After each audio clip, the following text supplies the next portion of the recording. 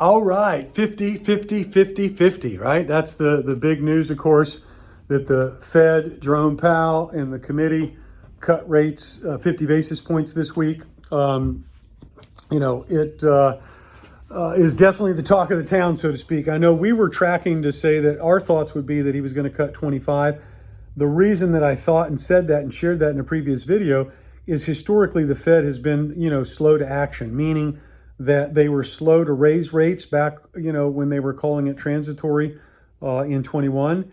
And then historically, they've been slow to move rates down, waiting until later. Now, that being said, it is great news that they did not. I know a lot of people are talking about, oh, hey, it's a recession's coming.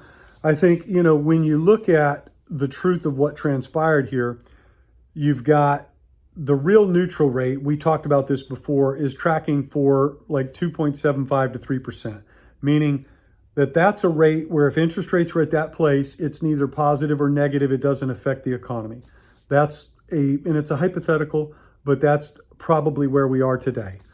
And then if you look at the Fed's tracking in the notes, they, cut 50 today. There's an expectation they're going to cut additionally in November and December, and then 4 cuts next year, bringing it down into that 2.9 range by the following year.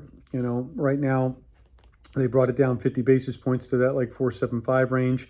You take another 2 points, 4.75 to 5, and then you take another, 2 quarter points. It brings it down to that 4.25.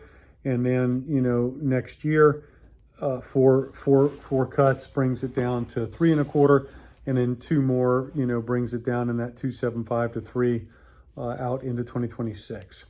So what that means for you and I is, again, that interest rates are on the move down in terms of the, Fed funds rate. That does affect SOFR. That does affect lending on, credit cards, variable rate loans, bridge debt. It does help improve the overall psychology that, rates are starting to come down. Whether it immediately impacts, values in commercial real estate going up, that's, a little bit premature to be saying that. There is discussion about historically we've had the inverted yield corridor, or the SAMS rule, and those indicate a recession. You've got where credit card delinquencies are up, but also credit card payments have been much higher as a result of interest rates going up. Overall, presently, there is strength in the economy. Not great deal, but again, it's also not like we're ready to fall off the cliff. Now, that being said, the job market has been weakening, and that's part of Jerome Powell. I think in a real way, he does not want to go down as the guy who missed the soft landing, that is a good psychology piece, right? He doesn't want to hold rates to a certain level that demand where the economy starts to falter and jobs start to falter, and then we go into recession. So he wants to move more quickly, and he was willing to do that with a 50 basis point cut. And historically, those cuts had come, really when there was significant economic downturn that they cut by 50. Otherwise, it's been cut by 25. So his ability to think that way, operate that way, and act that way is really a good indication that he's definitely on the desirous track of preserving the economy, moving forward more quickly as needed. And those are all good things. So, praise the Lord, that's fantastic. I wouldn't, jump up and down and celebrate too much too quickly. It's not going to be the silver bullet that just cures everything all at once.